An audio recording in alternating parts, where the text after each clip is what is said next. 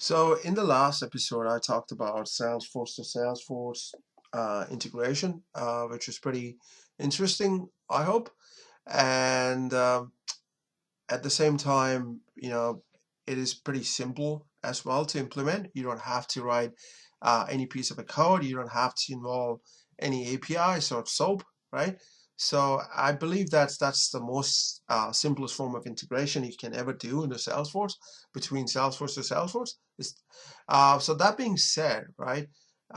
So at times, businesses won't be interested uh, to know the nitty-gritty aspect of the Salesforce to Salesforce or any other sort of integration.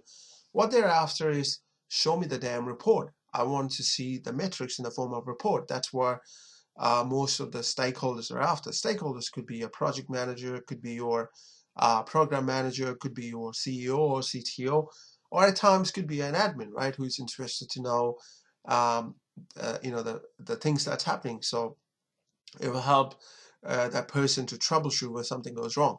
In our case, we talked about leads, right? We publish the lead and we subscribe to the leads between the two orgs, right? Pretty straightforward, pretty exciting, pretty interesting stuff. I hope you guys enjoy that last episode. That being said, right? So I wanted to show you how to create a report. You don't have to create a custom types, right, to create a connection. So what we do, we link the lead to the connection history, and it's already been linked because we already have an inbuilt custom type, sorry, inbuilt type, report type, so you don't have to build any custom type. In case if you are not able to find it, you can build it.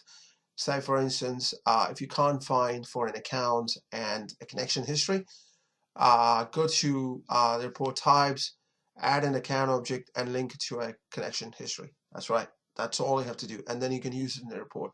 So in our case, everything is pre-built out of box, so you don't have to reinvent the wheels, which is fantastic, right? So that's why the report is very handy, and I'm going to show you how to do that. Okay, so as usual, you need to log into an org, right? So go to this tic-tac-toe icon here, and it's taking time, which is interesting. Sometimes, this is, depends upon the connection speed. Sometimes it acts funny, but that's all right. So what we're going to do, I'm going to do new report, and say lead. We're just going to say lead with connections, right?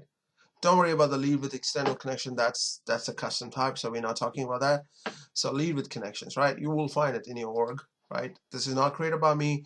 It's out of box. So so continue.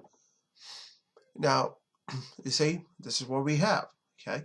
So now we're gonna do say pending status. So this is the one sent. So this is how you can see the leads that's been sent or pending. So that's the two ones you can see. So this is how you can create a report. So you can run it, and they can see, if an admin can see it, right? Okay, so Kathy Snyder is pending, Peter Wilson is pending sent, right?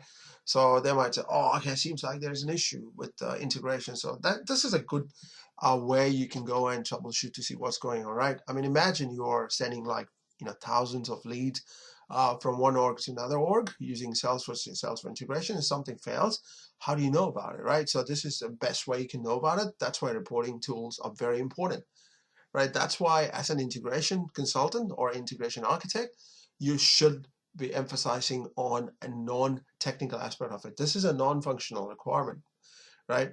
Because well, it's a non-technical requirement. Sorry, it is a functional requirement, and because it will help the business, right?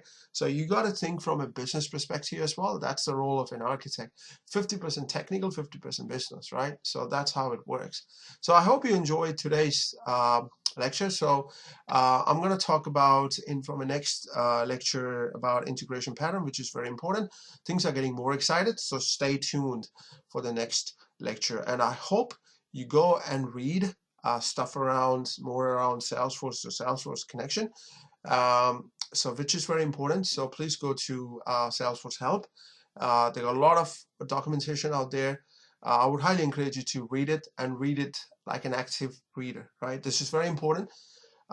Please understand one thing. My main motivation is not just only to get you certified as an integration architect, but to make you a good integration architect, right? Right, that's all I wanted to talk about in this chapter today.